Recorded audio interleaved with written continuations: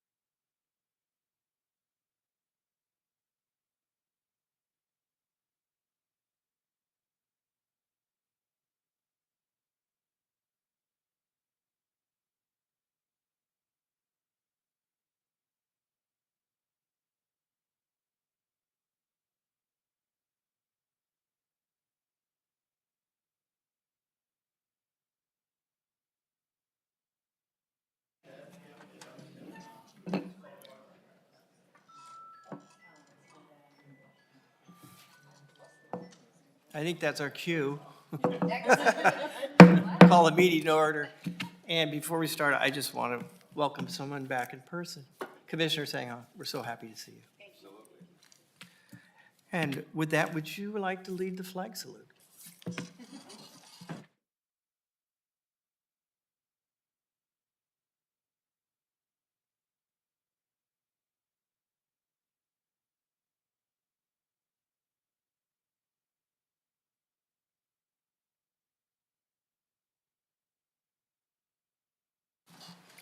Roll call, please. Commissioner Rustaller? Commissioner Rustaller? Yes, Commissioner Roostaller is Sorry. here. I'm used to it. Commissioner Milas? Here. Commissioner Grunsky? Here. Commissioner Midgley? Here. Commissioner Sangha? Here. Are there any actions, requests for continuance or withdrawals? Thank you, Chair. Not at this time. All right, so we'll move to public comment. And at this time, just to remind everybody, you may comment, but it's on items that are not on the agenda, and it's limited to 5 minutes per person. Is there anybody who would like to address the board at this time? Okay, that'll move us to our first item on the agenda, and so I'll ask for staff report. Thank you. We have Saul Jobrack who will be presenting.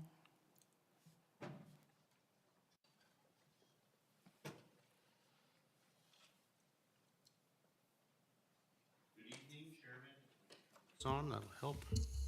Good evening, Chairman and Commissioners. This project includes 4 applications: a general plan map amendment and a zone reclassification to change 2 parcels from general agriculture to warehouse industrial designations.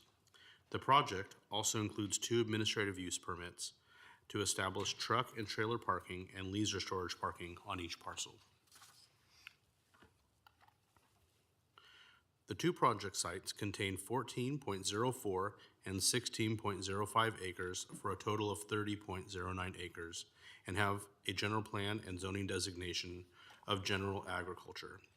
The project sites are located on the west side of North State Route 99 West Frontage Road between East Woodbridge Road and East Winery Road, north of the city of Lodi. This is the revised site plan, which depicts the 2 projects. PA 2300130 is located within the green boundary, and PA 2300133 is located within the blue boundary.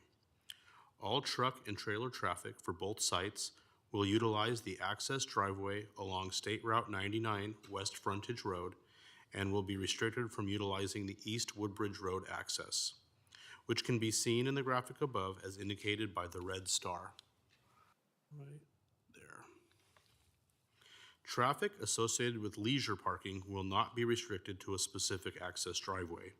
These recommendations have also been included in the recommended conditions of approval. The site has historically been utilized for agricultural uses. The site is currently vacant and the grass is mowed and used as hay. The applicant submitted the general plan map amendment and zone reclassification to change the existing designations from general agriculture to warehouse industrial. The warehouse industrial zone is intended for wholesale distribution, warehouses, and service establishments, catering to those uses that provide or that produce minimal industrial waste and have limited water demand. Properties with this designation may be developed with on-site water, wastewater, and storm drainage systems. The project includes 2 administrative use permit applications to establish 2 separate truck parking, trailer parking, and leisure vehicle storage facilities. Each site includes parking for 150 truck tractors, 50 truck trailers, 25 recreational vehicles or boats, and a 1,000 square foot commercial coach that will be used as an on-site office. The development title requires asphalt, concrete, or Portland cement concrete surfacing on the site, but allows for a modification of requirements that are judged to be insufficient or excessive. The applicant submitted a modification request to change the proposed surfacing for both sites to 3-inch asphalt concrete grindings over 4 inches of aggregate base. The applicant states that the modification is warranted because customer traffic will be minimal and no heavy equipment will be stored on site. Staff reviewed this request and found that the proposed alternative surfacing is not consistent with truck and trailer parking due to the intensity of the use. However, staff is recommending that the surfacing requirement be modified for the recreation of vehicle storage areas. Staff has received 4 letters in opposition to the project, citing concerns about traffic, air quality, conversion of agricultural land, land use, noise, and light pollution. Opposition letters state that the proposed project will result in increased traffic and create traffic safety issues. A traffic study completed for the project recommended the applicant pay their fair share towards future improvements at the intersection of North State Route 99 West Frontage Road and East Woodbridge Road. This requirement has been included in the recommended conditions of approval. Letters also cited concerns about air quality. The San Joaquin Valley Air Pollution Control District required an air impact assessment and reviewed the district's prioritization tool to determine potential impacts associated with the project. The project did not meet the threshold for a health risk assessment. However, the air impact assessment identified mitigation measures that are included in the recommended conditions of approval and the mitigation monitoring and reporting plan. One of the letters expressed concern regarding the conversion of agricultural land. The project site meets the locational criteria for the proposed general plan and zoning designation and is subject to the agricultural mitigation ordinance, which is triggered when a general plan, map amendment, or zone reclassification changes the designation of a piece of land from an agricultural use to a non-agricultural use. The letters also cited concerns regarding compatibility with the neighboring residential uses, noise, and light pollution. There are 2 residences near the project site. The closest residence is located to the north of the project sites along East Woodbridge Road on parcel 013-22012 and is identified by the yellow X in the image above. Right there. The second residence is located on parcel 013-22010 southwest of the project site and is also identified by a yellow X above this location. An 8-foot masonry wall will be required along all shared property lines with adjacent residential uses. Those would be along this property line and along these property lines right here. As a recommended condition of approval, staff is also recommending that recreation vehicle and boat storage areas on each site be located in the areas nearest to the adjacent residences to create an additional buffer and ensure appropriate separation between the existing residential uses and the more intense proposed industrial development. The development title requires all light associated with a project to be designed to confine rays to the premises. Spillover must be kept on site with the exception of light spillover onto a public road.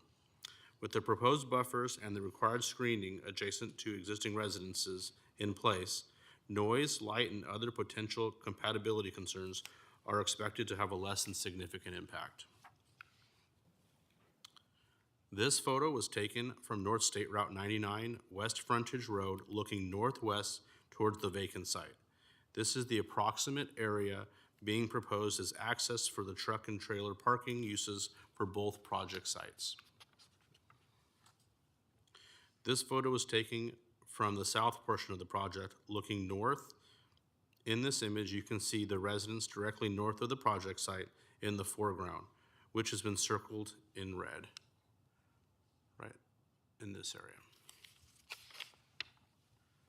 It is recommended that the Planning Commission forward the project to the Board of Supervisors with the recommendation contained on this slide and in the staff report.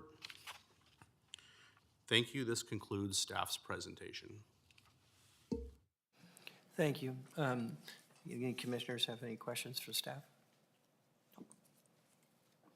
Okay, so at this time, I'm going to ask the applicant or the representative to present. And please state your name and address before addressing it.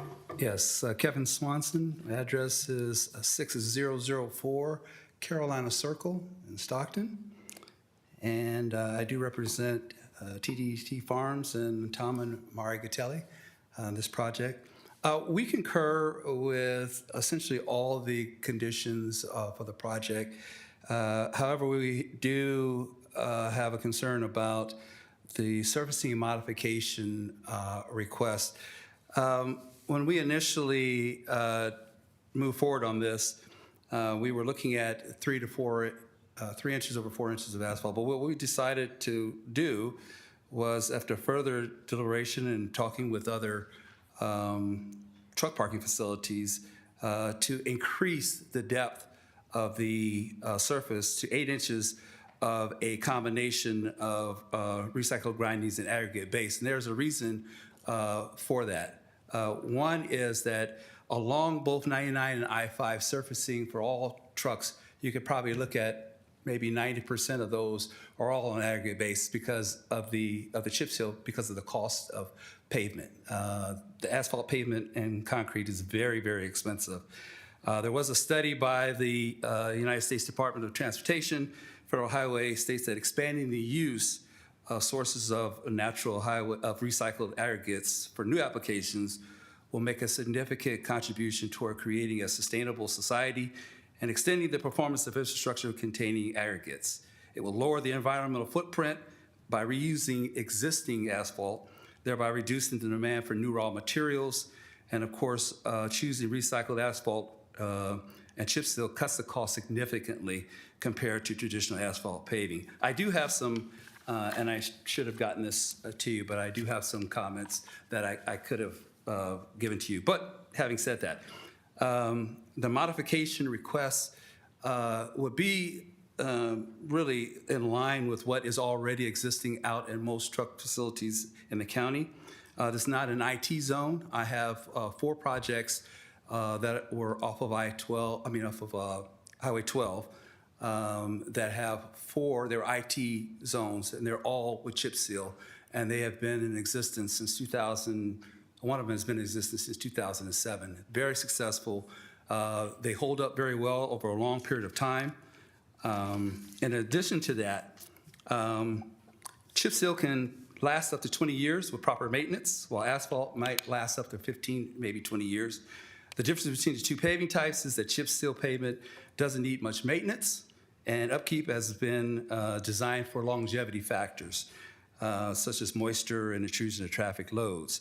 Asphalt paving doesn't offer the same level of protection against weathering as chip seal paving does, and since asphalt is made from bitumen, it cannot sustain extreme temperatures like concrete or stones and will wear down much faster in certain weather conditions.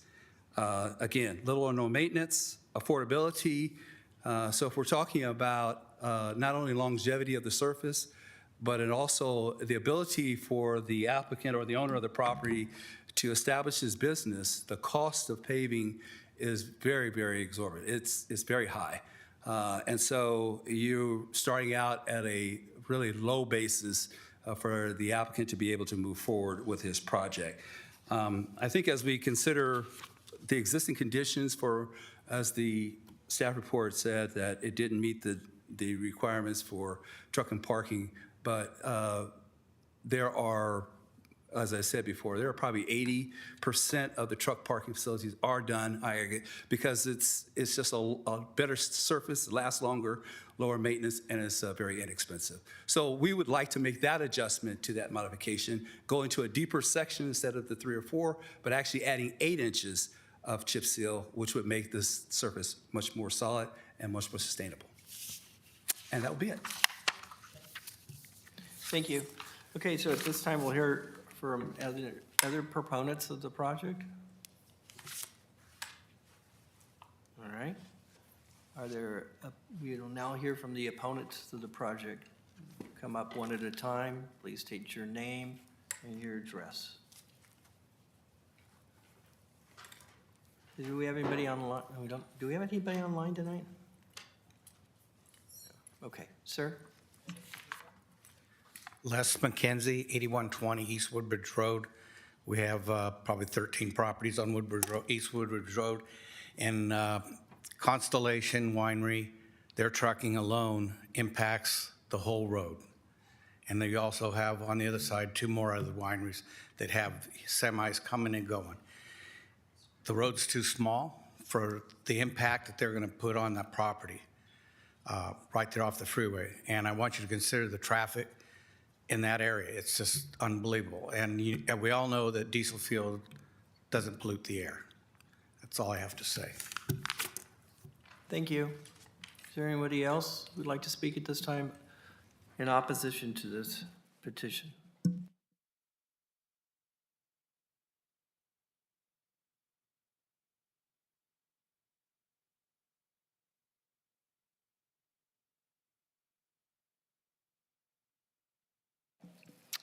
Okay. So this is a time where you can rebut what's just spoken. I think that when we consider the traffic situation, a traffic study was done, and it supported the fact that this project would not be a significant increase of traffic in the area. And I think that that is what we're really looking at is, as you all know, that the county has an issue with trying to find appropriate truck parking facilities. And it was put into place that certain properties were made available so that we could so that the county could sort of supervise and or have oversight over the types of truck parking that's in the county. So I think this is an ideal location. It's right by the freeway. It's not going to be using Woodbridge Road.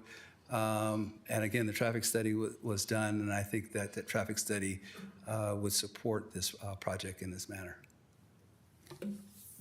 Okay, thank you. That closes the public hearing. I'll bring it back to the commission for discussion. Yeah, does staff have any input on the aggregate situation that he was talking about? The only reason that staff wasn't supporting that was because we didn't want the surface to break down and cause any dust or anything for the neighbors because there are residences so close to this location.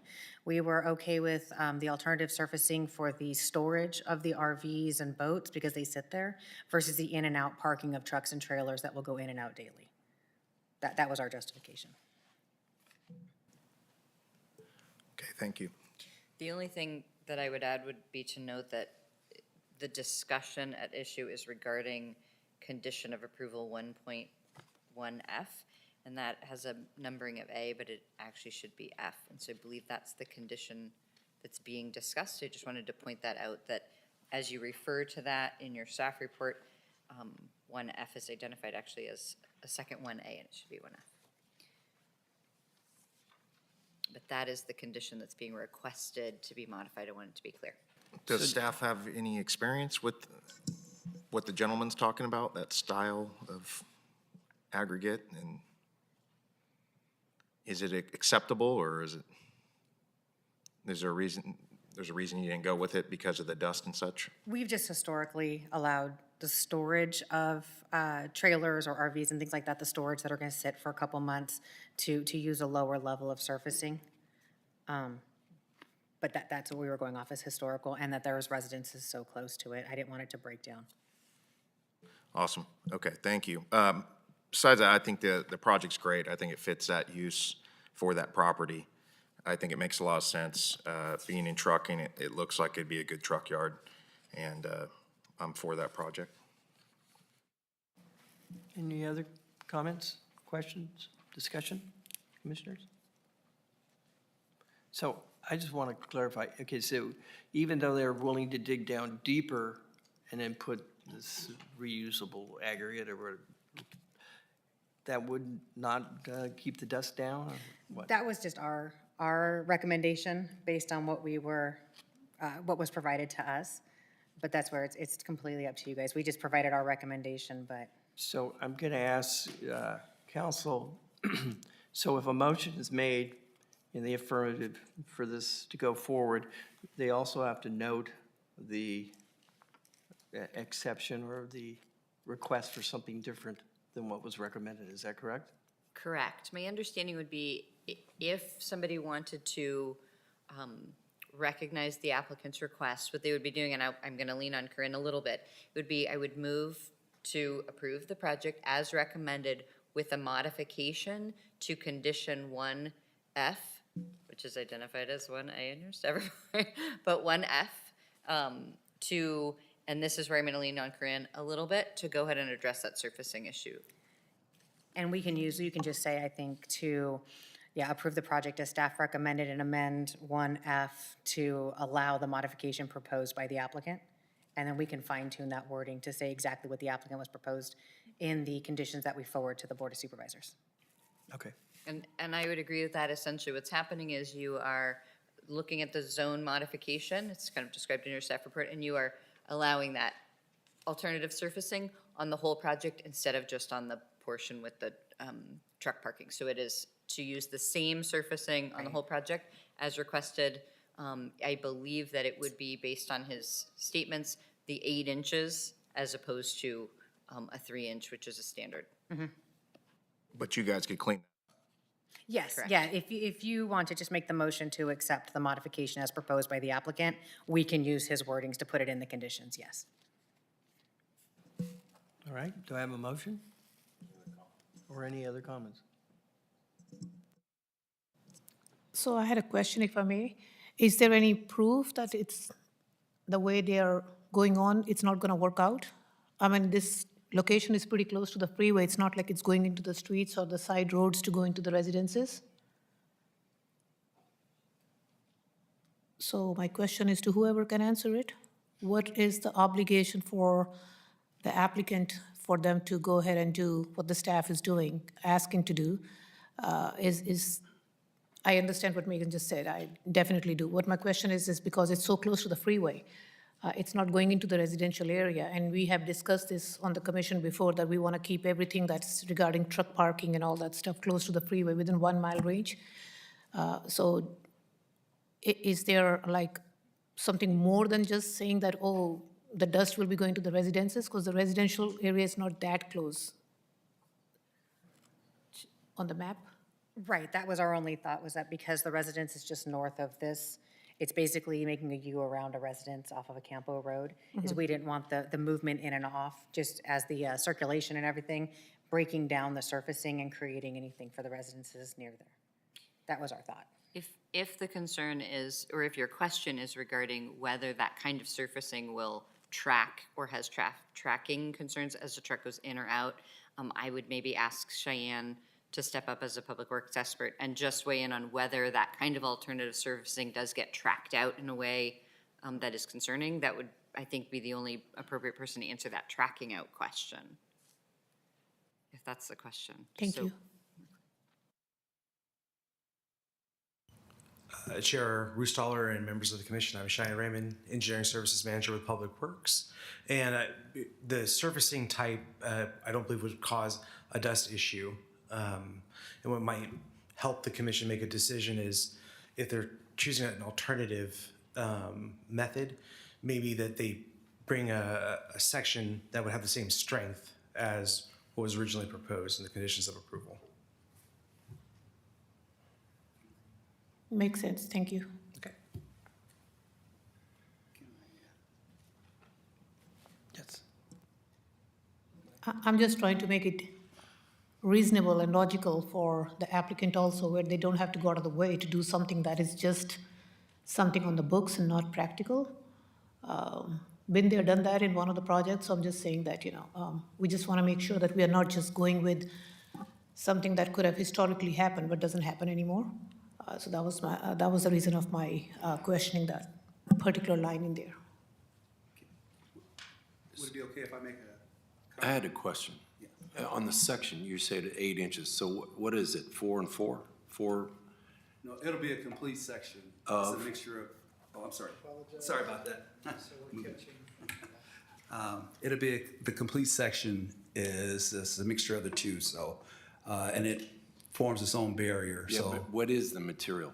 So the material is a mixture of the aggregate and ag base and aggregate chip seal concrete. Okay. And I did want to, if I could, the first, what we also were going to add to this, and we just kind of talked about it, but the first 100 feet of the driveway on both ends, we were going to concrete that. So that'll be concrete, so that will restrict the amount of dust or dirt that would be tracked onto the roadway. And that can be, and we're okay with putting that as a condition as well. I know exactly what you're talking about. I have it personally, and we have it at our yard, so, yeah, it's great. It's concrete once it gets wet and compacted. It's durable. Thank you. Again, any other questions? Would someone like to make a motion? Make a motion to approve general plan map amendment number PA 2200213, zone reclassification number PA 2200214, administrative use permit number PA 2300130, and administrative use permit number PA 2300133, and modify to condition of the applicant for 1F. Do I have a second? Okay. Second. Okay, it's been moved and seconded. No further discussion. I'm going to call for the vote. Commissioner Roostaller? Yes. Commissioner Sangha? Yes, Commissioner Midgley? Yes. Commissioner Milas? Yes. Commissioner Grunsky? Yes. Okay, motion carries. If anyone wants to appeal this decision, you have up to 10 days to do it. We're going to have to forward it to the Board of Supervisors, Oh, so it'll this be is- heard again. Okay, so it will be heard. Yep. All right. So that moves us to item number 2.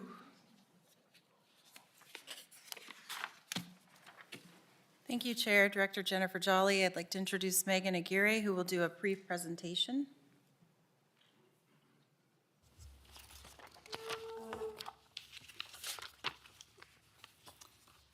Good evening, Chair and Commissioners. Hope you can hear me.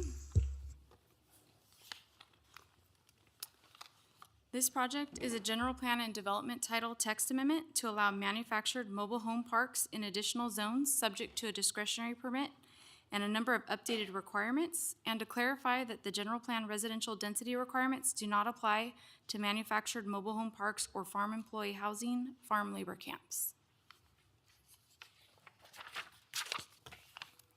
As part of the general plan housing element, the county is required to indicate how the county's regional housing needs allocation will be met. The county was assigned over 8,000 dwelling units of varying affordability levels, but due to limited access to infrastructure for water, sewer, and storm drainage, it is challenging for the county to meet this goal. As a result, alternative housing options are being explored. In February, the Planning Commission recommended to the Board of Supervisors that staff develop a draft text amendment to allow manufactured mobile home parks in limited agricultural areas with specific locational criteria. In March, the Board of Supervisors reviewed the Planning Commission's recommendation in conjunction with review of the draft housing element update and directed staff to draft an ordinance and perform public outreach.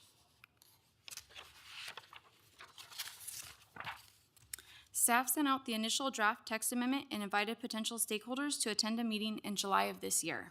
Comments received during and shortly after the meeting included requests to add a required distance of separation between parks, expand the area where parks would be allowed in the agricultural zones, provide flexible screening options rather than always requiring a cement masonry wall, and allow park operators to utilize CCNRs. There were also several other items that staff determined would apply to a specific project's CCNRs and not the development title, such as allowing various methods for trash collection and limiting the number of household pets. Staff did not make all of the requested changes as discussed in the staff report. However, staff did revise the screening section to allow flexibility in the types of materials permitted for projects in agricultural zones, since a cement masonry wall may not be the most appropriate form of screening in these locations. After the stakeholders meeting and related revisions to the draft text amendment, staff sent out a project referral in late July to agencies and interested parties. Staff determined that general plan text amendments would also be required to address density for consistency with the proposed development title changes. As such, another project referral was sent out to agencies and interested parties in late August. In response to the project referrals, staff received several responses noting concerns about allowing manufactured mobile home parks in the agricultural areas. Key points included concerns about creating islands of dense residential development in agricultural areas, the need for a buffer between agricultural uses and proposed manufactured mobile home parks, limiting impacts to existing services and infrastructure, limiting impacts from agricultural operations on new parks, and providing additional opportunities for public input. In response to the comments received about providing a buffer and limiting impacts from agricultural operations on new parks, staff further amended the draft text amendment to require a 100-foot buffer for all manufactured mobile home parks located in agricultural zones, in addition to the required screening. The draft text amendment is not anticipated to negatively impact existing services and infrastructure because new parks would be required to provide adequate infrastructure to support the use and pay any applicable development fees. The proposed text amendment also directs new manufactured mobile home parks to zones near communities and areas where residential support services already exist. Staff sent multiple referrals and held a public outreach meeting, but just received several significant opposition letters, some as recently as today. Staff addressed as many concerns as possible in the staff report and provide all comments received to the Planning Commission for consideration. This includes the additional letters in the notes for this evening and the letter that was handed out.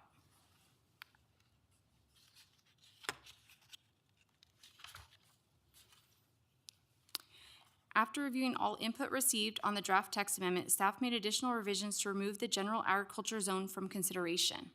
The current version of the draft text amendment only recommends allowing manufactured mobile home parks in all residential zones and the agriculture industrial and agriculture urban reserve zones. All new parks would be subject to either a conditional use permit reviewed by the Planning Commission or a specific plan reviewed by both the Planning Commission and the Board of Supervisors, depending on the number of residential units proposed. Language requiring locational criteria that was intended to restrict eligible parcels in the general agriculture zone was removed, but the remaining criteria to exclude parcels under a Williamson Act contract and parcels without sufficient access to residential support services remains in the draft text amendment. Other recommended changes include updating the existing manufactured mobile home park section to require design criteria and, as previously noted, a requirement for screening of all new manufactured mobile home parks. A cement masonry wall is required in residential zones, and a cement masonry wall or other approved screening materials, such as berms or plant materials combined with fencing, would be required for new parks in agricultural zones. In addition to this, a 100-foot buffer from all rear and interior lot lines would be required for new projects in agricultural zones. Staff also included language allowing the zoning administrator to modify the requirements for manufactured mobile home parks when they are insufficient or excessive for a specific project, including the ability to require a specific plan even if a manufactured mobile home park does not surpass the 50-unit threshold if more than one park would be sited in the same general area. In order to facilitate the proposed text amendments to the development title, several changes are also proposed to the general plan for clarification. Proposed changes clarify that density requirements for the applicable agricultural zones do not apply to manufactured mobile home parks. This was also clarified for farm employee housing and farm labor camps in compliance with state laws and current development practices. Furthermore, the proposed changes clarify that the term urban development does not apply to manufactured mobile home parks, farm employee housing, or farm labor camps when considering the need for public infrastructure for projects on parcels zoned agriculture urban reserve.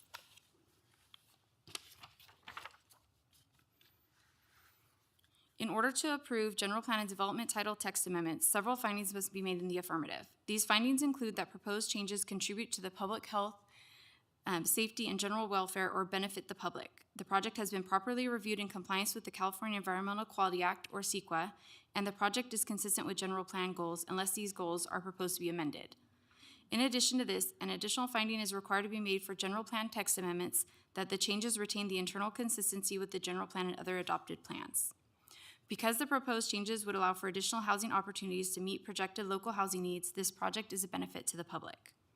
The project has also been reviewed in compliance with CEQA, and a notice of exemption is proposed because there is no possibility that the proposed changes would have a significant effect on the environment. This is a text amendment that does not permit any development by right, so there is no reasonably foreseeable direct or indirect physical changes to the environment as a result of the proposed text changes. Furthermore, the text changes do not commit the county to any specific project that may result in a potentially significant physical impact on the environment, and therefore is properly exempted.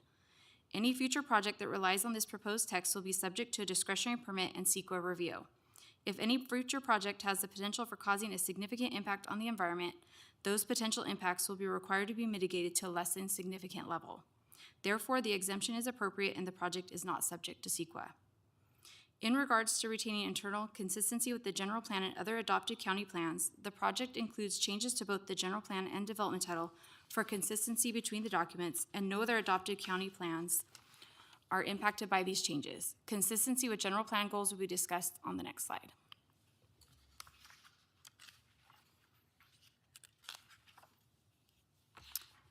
The general plan contains several goals and sub-goals pertaining to the proposed text amendment. These goals include land use goals LU1, LU2, and LU7. Goal LU1 states that the county will direct most urban development towards cities and communities.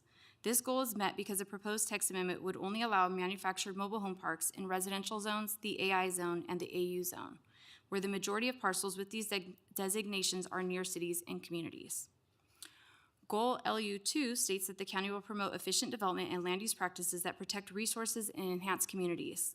By allowing manufactured mobile home parks in close proximity to developed areas with the requirements for landscaping, screening, and provision of on-site amenities, the additional housing will enhance the community. Additionally, agricultural resources are protected by limiting the use to residential and AI or AU zoned areas and no longer including parcel zoned general agriculture. The general agriculture zone is the most common agricultural zoning designation and tends to contain the most productive agricultural operations within the unincorporated county. Goal LU7 states that the county will provide long-term preservation for productive farmland and accommodate agricultural services and related activities. This goal is met by allowing manufactured mobile home parks in agricultural areas designated as AI, which is intended for non-productive farmland, and AU, which is intended for areas with planned future urban development. These goals and the applicable sub-goals are further addressed in the staff report. These are the recommendations included in the staff report. This concludes staff's presentation, but I'll now turn it over to our director, Jennifer Jolly, for further information. Thank you, Megan, for that presentation. I just wanted to point out, so in light of the information that we've received in the last 24 hours, which is basically letters of either concern or opposition from 5 of our 8 cities. In addition, we've received a letter from the Farm Bureau and the Ag Advisory Board. So in light of receiving that information, I do want to point out that we do want to work with our cities. We did not receive this information before our preparation of the staff report or even the presentation this evening. So the recommendation would be to continue the item to a date uncertain to allow us the time to meet with the different cities, other constituents that have concerns, and see if we can modify the ordinance. We always think that it's a better policy and ordinance when we can collaborate with our partners. Unfortunately, we just didn't have that feedback in advance. So that would be the recommendation tonight. However, it'd be up to the commission whether they want to open the public hearing to hear from the public that are here tonight. Yeah, I think in the light of all the last-minute concerns that we heard, it would probably be, it's not, normally we would ask for a continuance, and that would be, once we said it's continued, we would have no public comment. But in light of what's come forward today, I am going to allow those who want to speak so we can get your ideas and work with you to make this a successful endeavor. So would anybody like to speak at this time?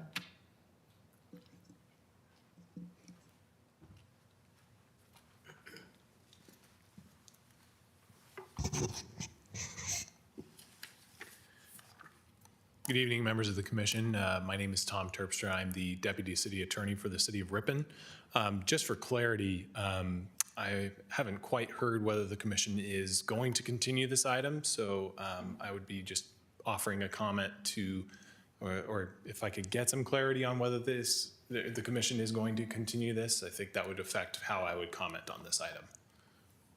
So I would defer to the chair, but at this point, the recommended action is to continue to a date certain, but he's chosen to hear comment. So Chair, you can do the vote and then ask All for right. comment. That way the comments If that would make be it easier for you to comment once we take the vote, My comment would be much shorter, depending on your determination. then by all means, we want to take the vote. So I will come back, depending on. Thank you. So you don't have to go so far. Commissioners, discussion, or would someone like to make a motion? Yeah, definitely a discussion, but thank you, Megan, for, I know you put in a lot of work for this, and also staff. You guys did a lot of, I mean, there's a lot of stuff in the last 24 hours, but from where it started, from the discussions at the beginning to, you guys accomplished a lot. And I think even just getting the ball rolling on some of this stuff is really good. I know you guys put in a lot of, not thankful hours on this thing, but the project, I think you guys really did a lot of hard work, so thank you. But I will make a motion for a continuance if we need one. Okay, been moved and second.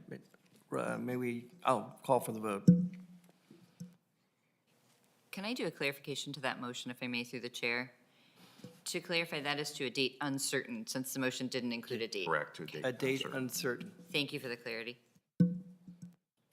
Commissioner Sangha? Yes. Commissioner Mulis? Yes. Commissioner Grunsky? Yes. Commissioner Midgley? Yes. Commissioner Rustaller? Yes.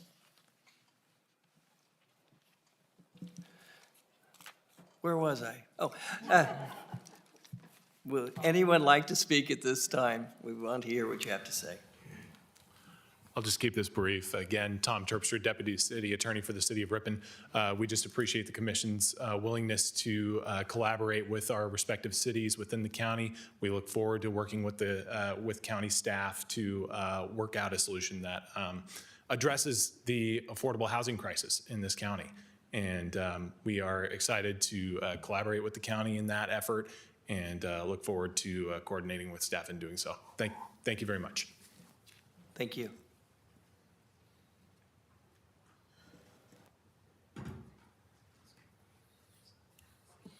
Good evening. My name is Michael Karuba. I live at 103 Applewood Drive, Lodi, California.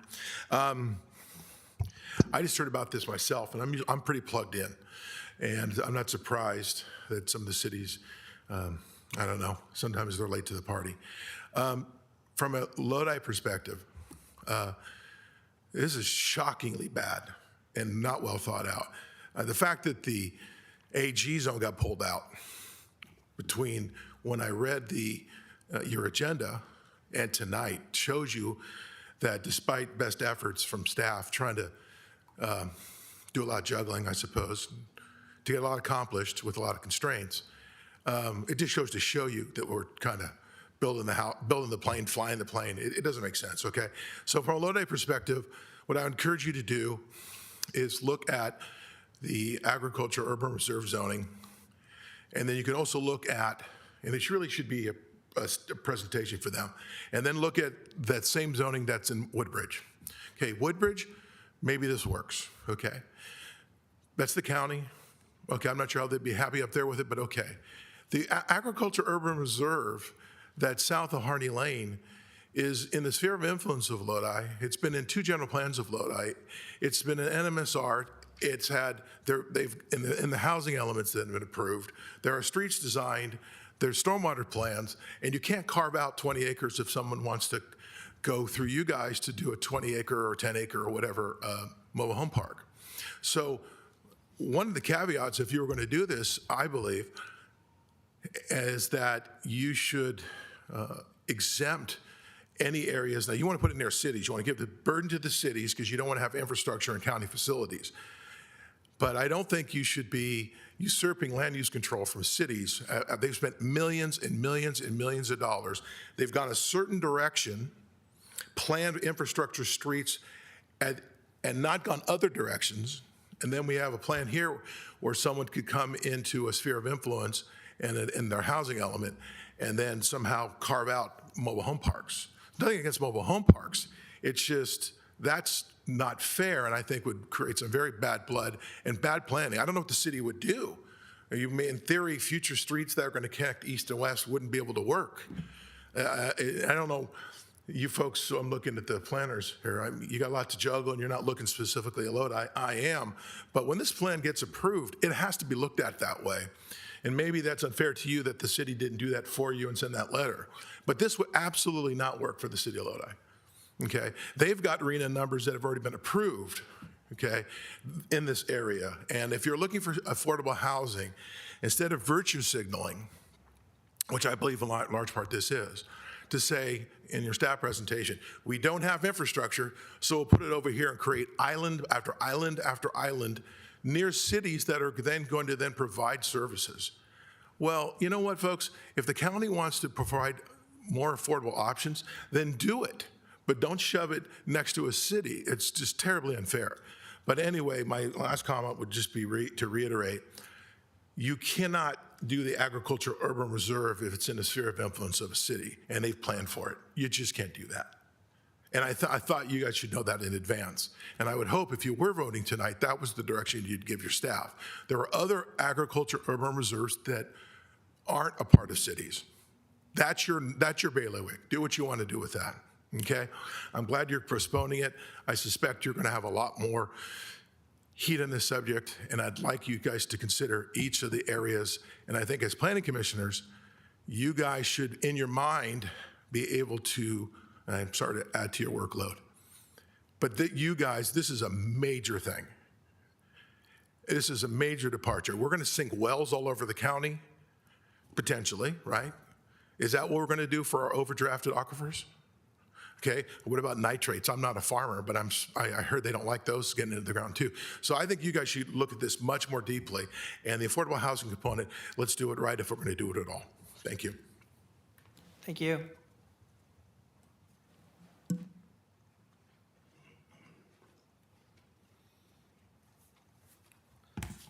Joe Peterson, 14,000 North Alpine Road, Lodi, California. Used to be a Farm Bureau guy. Now I just farm and broker ag real estate. But I'm going to keep my comments really short because we are going to regroup and hopefully I get invited to the meetings. But one of the big frustrations that I look at this is I don't know how long ago the IA zone or AI zone was created, which was for big box and for truck parking. Was that not that was a relatively recent zoning change, I believe, through the chair or whatever.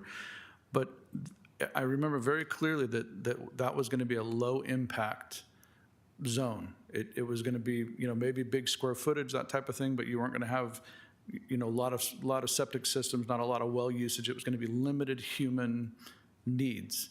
And now we just flipped that zone to a high impact septic systems, water systems. I think it's super important. As a farmer, we are facing a lot of problems with water. North San Joaquin or San Joaquin County, not so much, but it's coming, I can assure you. And there's other counties, and I'm sure Farm Bureau may talk about this a little bit, but nitrates, agriculture is going to be held responsible, is already being held responsible in the state, not locally, for water. If there's any water that has nitrates in it, agriculture is going to have to pay for the nitrates, the people that have nitrates in their water. This is not going to help that problem if we have septic systems and those type of things in the county. Secondly is the well waters. We are all fighting for water. You know, I get affordable housing. Personally, I think affordable housing is a lot more about the code. And next time I come up here, I'll bring you a picture of the code. In 1991, there was 4 books. Now there's 24 books. That's what's killing our affordable housing, it really is. So if we want to do something about affordable housing, that's where we need to go. But water's the other one that's, to me, huge. We don't have enough water. So if you want to build a mobile home park, they need to partner with somebody that can get them surface water and they can create water treatment. But again, the AI thing or the ag industrial zone, it's probably better than, and I want to thank you, by the way. It was the whole AG zone. I don't even know how that even entered anybody's mind, as you, James, you already mentioned. But I don't even know how that entered anybody's mind that was a good thing to put in the ordinance. So I am glad that you limited it to 2, but I still think the AI is going to have a negative impact on agriculture. Thank you. Thank you.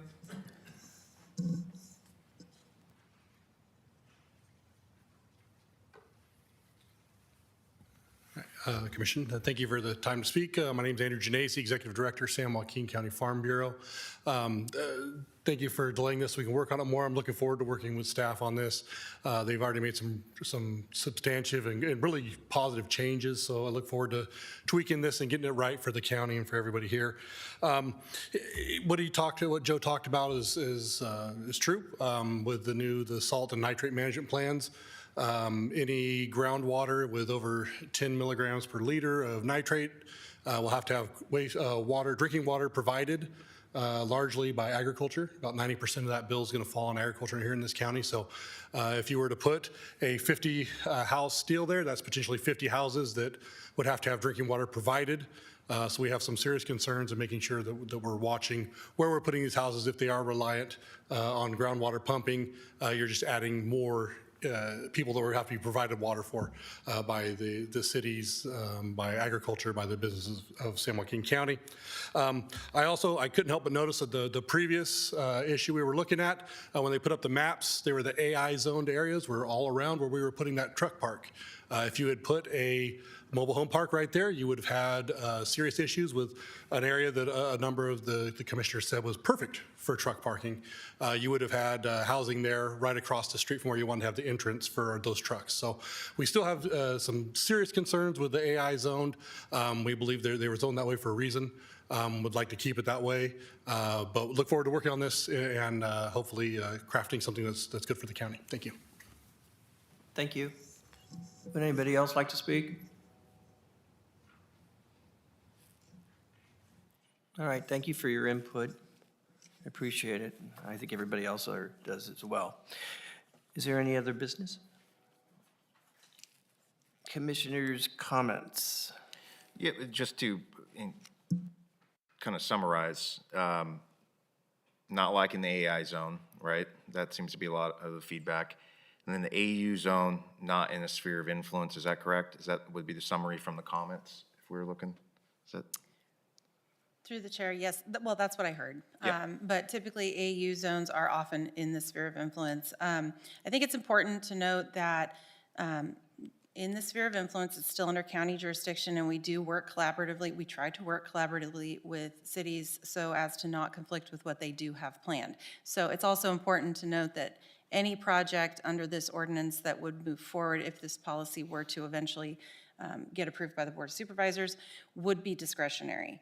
And it would be at a minimum, public hearing with the Planning Commission, and if it's a larger project, a specific plan which requires approval by the Board of Supervisors. So it was never to say that every AU property in the entire county or the AI property in the entire county is appropriate. Just like with every other land use project, even if you have the zoning, it's not always the right fit for the type of project. So there would be extensive environmental review, community input, et cetera. So I understand the gentleman's concern about Lodi. We would never just walk in and plop down a mobile home park without working closely with the city on the design of the project.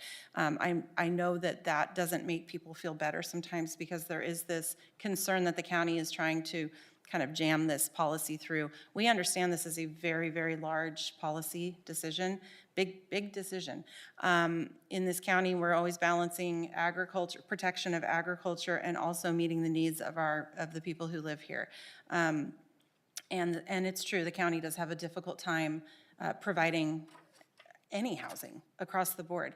We're pretty limited on the number of houses we are able to provide in the unincorporated areas. The interest in this particular type of development was due to its affordability.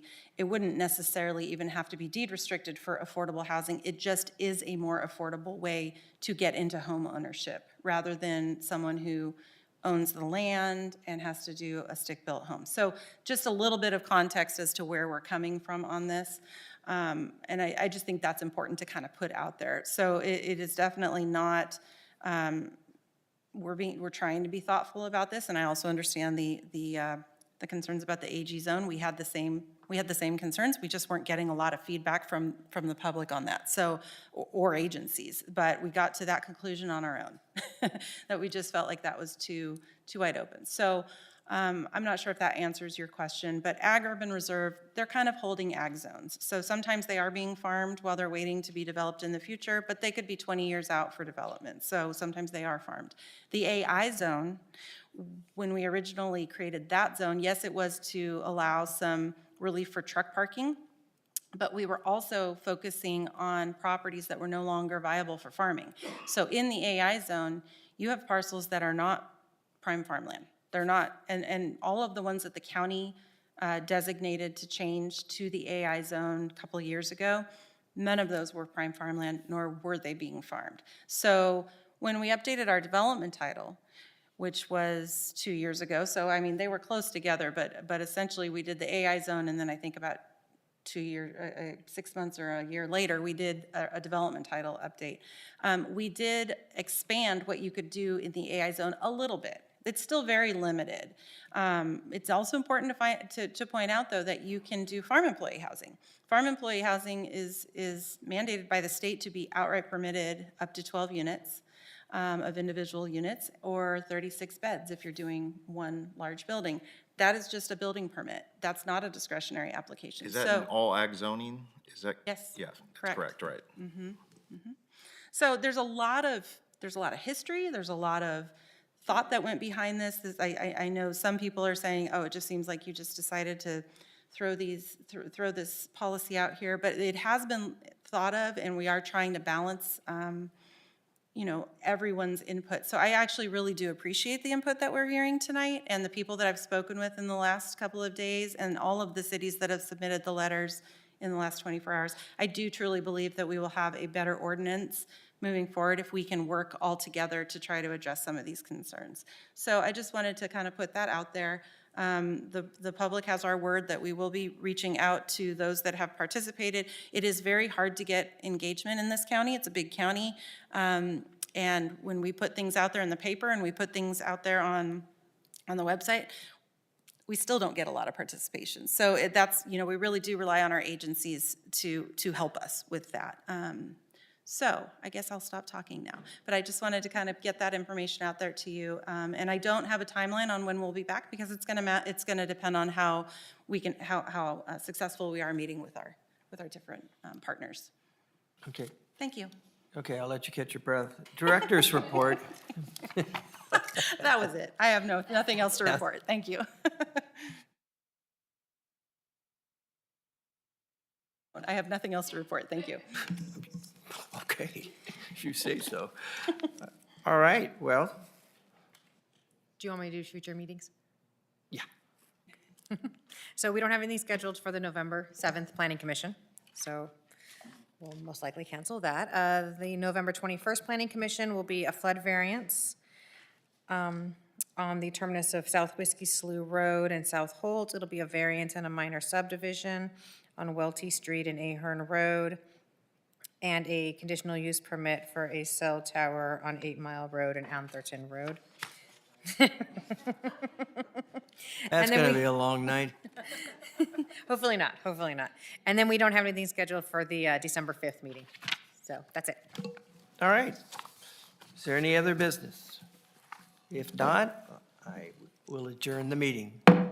Good night.